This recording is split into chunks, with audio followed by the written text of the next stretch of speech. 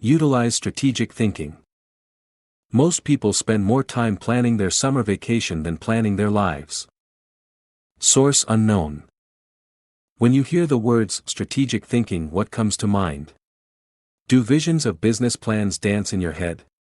Do you conjure up marketing plans, the kind that can turn a company around? Perhaps you contemplate global politics. Or you recall some of history's greatest military campaigns, Hannibal crossing the Alps to surprise the Roman army, Charlemagne's conquest of Western Europe, or the Allies' D-Day invasion of Normandy. Perhaps, but strategy doesn't have to be restricted to military action or even to business. Strategic thinking can make a positive impact on any area of life.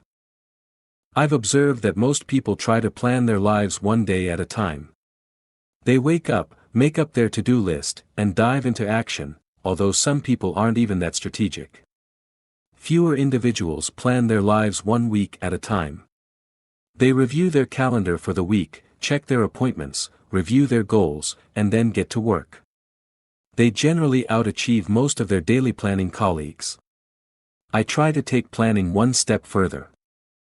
At the beginning of every month, I spend half a day working on my calendar for the next 40 days. 40 days works for me rather than just 30. That way, I get a jump on the next month and don't get surprised. I begin by reviewing my travel schedule and planning activities with my family. Then I review what projects, lessons, and other objectives I want to accomplish during those 5 to 6 weeks. Then I start blocking out days and times for thinking, writing, working, meeting with people, etc. I set times to do fun things, such as seeing a show, watching a ball game, or playing golf. I also set aside small blocks of time to compensate for the unexpected. By the time I'm done, I can tell you nearly everything I'll be doing, almost hour by hour, during the coming weeks. This strategy is one of the reasons I have been able to accomplish much. Why you should release the power of strategic thinking. Strategic thinking helps me to plan, to become more efficient, to maximize my strengths, and to find the most direct path toward achieving any objective. The benefits of strategic thinking are numerous. Here are a few of the reasons you should adopt it as one of your thinking tools. 1. Strategic thinking simplifies the difficult. Strategic thinking is really nothing more than planning on steroids. Spanish novelist Miguel de Cervantes said, "The man who is prepared has his battle half fought." Strategic thinking takes complex issues and long-term objectives, which can be very difficult to address, and breaks them down into manageable sizes. Anything becomes simpler when it has a plan. Strategic thinking can also help you simplify the management of everyday life. I do that by using systems, which are nothing more than good strategies repeated. I am well known among pastors and other speakers for my filing system. Writing a lesson or speech can be difficult.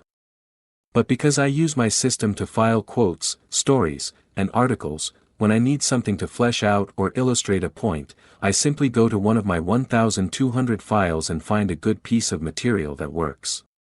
Just about any difficult task can be made simpler with strategic thinking.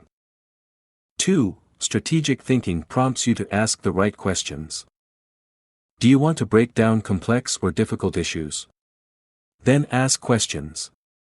Strategic thinking forces you through this process.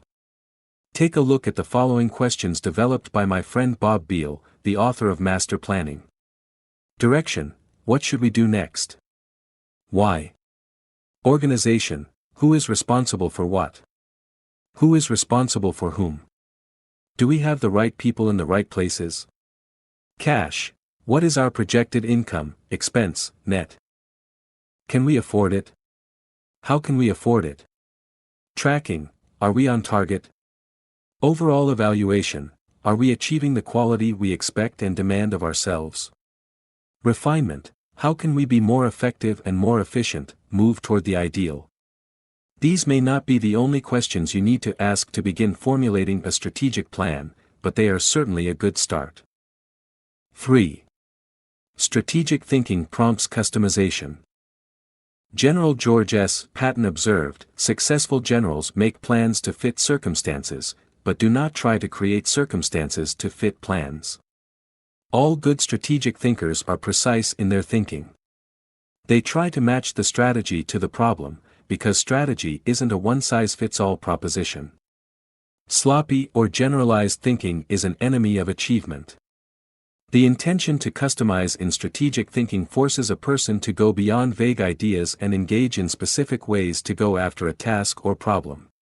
It sharpens the mind. 4. Strategic thinking prepares you today for an uncertain tomorrow. Strategic thinking is the bridge that links where you are to where you want to be. It gives direction and credibility today and increases your potential for success tomorrow. It is, as Mary Webb suggests, like saddling your dreams before you ride them. 5. Strategic thinking reduces the margin of error. Any time you shoot from the hip or go into a totally reactive mode, you increase your margin for error.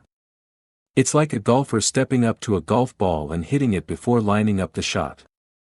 Misaligning a shot by just a few degrees can send the ball 100 yards off target.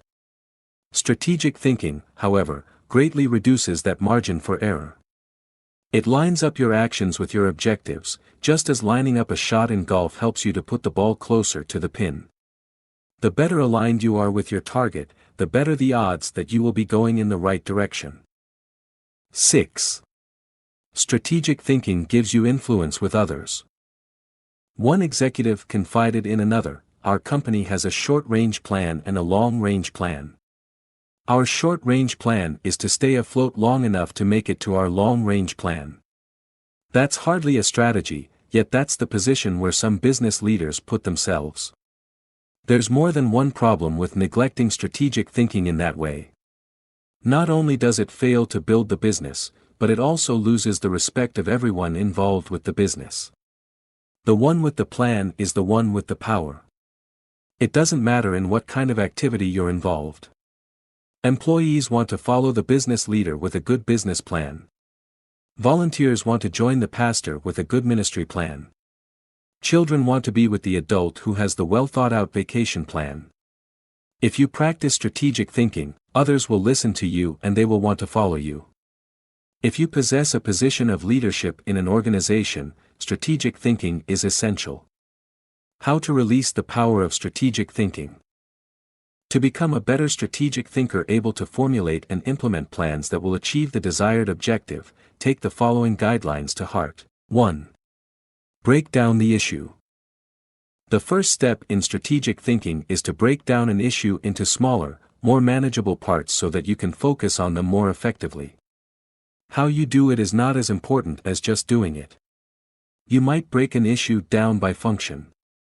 That's what automotive innovator Henry Ford did when he created the assembly line, and that's why he said, "Nothing is particularly hard if you divide it into small jobs." How you break down an issue is up to you, whether it's by function, timetable, responsibility, purpose, or some other method. The point is that you need to break it down. Only one person in a million can juggle the whole thing in his head and think strategically to create solid, viable plans. 2. Ask why before how. When most people begin using strategic thinking to solve a problem or plan a way to meet an objective, they often make the mistake of jumping the gun and trying immediately to figure out how to accomplish it. Instead of asking how, they should first ask why. If you jump right into problem-solving mode, how are you going to know all the issues? Eugene G. Grace says, "Thousands of engineers can design bridges, calculate strains and stresses, and draw up specifications for machines, but the great engineer is the man who can tell whether the bridge or the machine should be built at all, where it should be built, and when." Asking why helps you to think about all the reasons for decisions. It helps you to open your mind to possibilities and opportunities. The size of an opportunity often determines the level of resources and effort that you must invest. Big opportunities allow for big decisions. If you jump to how too quickly, you might miss that. 3. Identify the real issues and objectives. William Feather, author of The Business of Life, said, "Before it can be solved, a problem must be clearly defined." Too many people rush to solutions, and as a result they end up solving the wrong problem. To avoid that, ask probing questions to expose the real issues. Challenge all of your assumptions. Collect information even after you think you've identified the issue. You may still have to act with incomplete data, but you don't want to jump to a conclusion before you gather enough information to begin identifying the real issue. Begin by asking, what else could be the real issue? You should also remove any personal agenda. More than almost anything else, that can cloud your judgment. Discovering your real situation and objectives is a major part of the battle. Once the real issues are identified, the solutions are often simple. 4. Review your resources. I already mentioned how important it is to be aware of your resources, but it bears repeating. A strategy that doesn't take into account resources is doomed to failure. Take an inventory. How much time do you have? How much money? What kinds of materials, supplies, or inventory do you have? What are your other assets? What liabilities or obligations will come into play? Which people on the team can make an impact? You know your own organization and profession.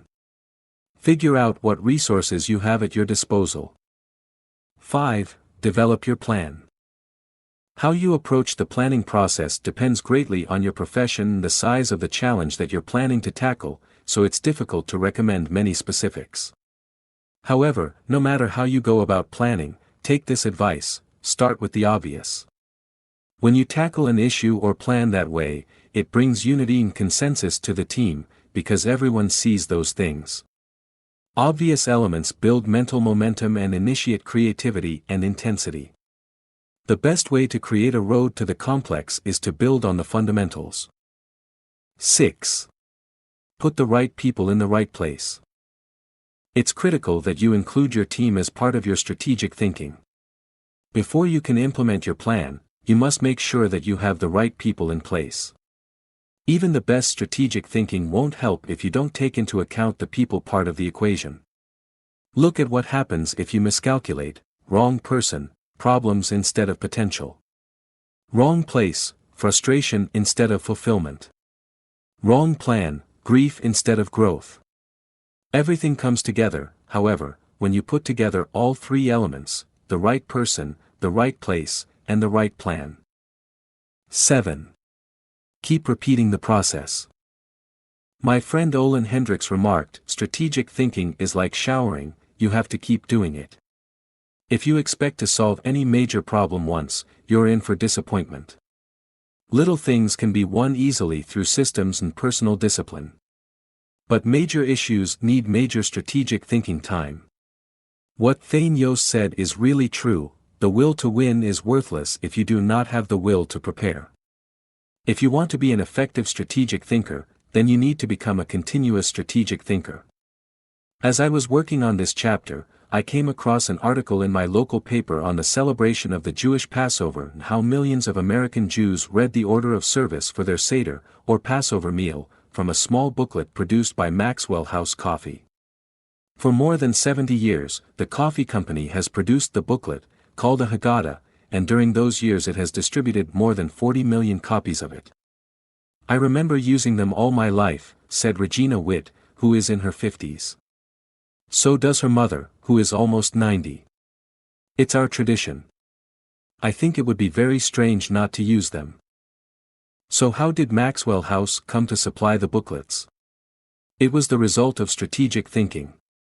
80 years ago, marketing man Joseph Jacobs advised that the company could sell coffee during Passover if the product were certified kosher by a rabbi. Since 1923, Maxwell House Coffee has been certified kosher for Passover. And then Jacobs suggested that if they gave away the Haggadah booklets, they could increase sales. They've been creating the booklets and selling coffee during Passover ever since. That's what can happen when you unleash the power of strategic thinking. Thinking question. Am I implementing strategic plans that give me direction for today and increase my potential for tomorrow?